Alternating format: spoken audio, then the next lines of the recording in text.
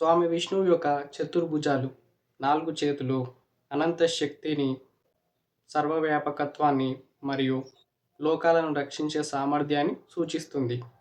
శంఖం ధ్వని ద్వారా సృష్టి మొదలు అయినట్లు సూచిస్తుంది. ఇది జ్ఞానం, ధర్మ ప్రచారం, భక్తులకు ఆహ్వానం మరియు అధర్మాన్ని నాశనం చేసే శబ్దాన్ని తెలియజేస్తుంది. ఇది ఆధ్యాత్మిక ప్రపంచానికి చెందినది.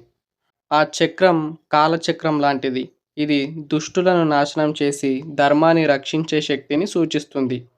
అలాగే జ్ఞానం ద్వారా అజ్ఞానాన్ని తొలగిస్తుంది. ఇంకా సృష్టి, స్థితి, లయ చక్రాన్ని సూచిస్తుంది. కౌమోదకి గద దుష్టు శక్తులను, అహంకారాన్ని, అధర్మాన్ని నాశనం చేసే బలాన్ని తెలియజేస్తుంది. ఇది భక్తులను రక్షించడానికి వాడే ఆయుధం. ఆ కమలం సృష్టి, సౌందర్యం, శుద్ధి మరియు ఆధ్యాత్మిక ఉన్నతిని సూచిస్తుంది.